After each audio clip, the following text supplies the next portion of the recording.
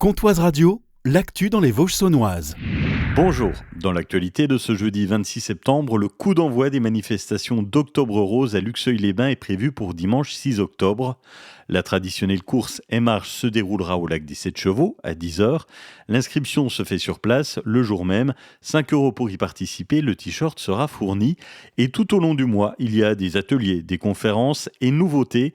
Un forum santé et bien-être le vendredi 18 octobre. Jérôme Bernard de la mairie de Luxeuil. Un forum santé bien-être dans lequel, via différents ateliers, on souhaite apporter des éléments sur la sensibilisation et la prévention du cancer du sein. Il y aura une multitude de stands qui seront proposés par le biais de professionnels de santé en lien avec le cancer du sein justement pour apporter un maximum de réponses aux personnes qui sont concernées par cette maladie-là. À la suite de ce forum aura lieu une conférence animée par le docteur Rimzanova Kost qui dirige le centre de coordination de dépistage des cancers de la région Bourgogne-Franche-Comté qui viendra nous parler de comprendre, prévenir et dépister le cancer. Alors l'idée c'est qu'elle nous fasse sur un temps une présentation des éléments médicaux et qu'on conserve un temps suffisamment large pour qu'il y ait un moment d'échange en fait et qu'elle puisse apporter des réponses à tous les questionnements que les personnes présentes pourraient avoir. Vous retrouvez les différentes animations sur le site internet de la mairie de Luxeuil.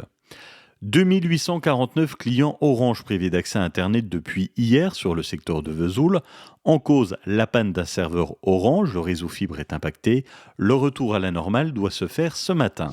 Les nouveautés se mettent en place au collège des Mille-Étangs à Meulizay. La classe Ulysse, unité localisée pour l'inclusion scolaire, favorise la musique et le sport cette année avec la mise à disposition d'instruments de musique pour les élèves.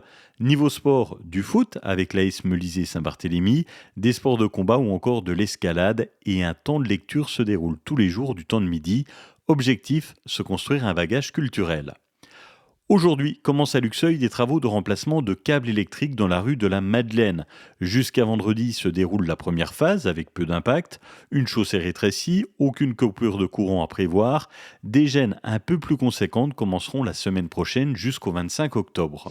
Aujourd'hui, 18h30 à la médiathèque de Saint-Loup se déroule une rencontre littéraire avec l'autrice Leïla Bassaïn. Elle y présente son livre « Ce que je sais de Monsieur Jacques ». Particularité, l'autrice y décrit les quais de la Semouse et la ville alors qu'elle n'y est jamais allée. L'occasion en plus pour elle de découvrir la ville.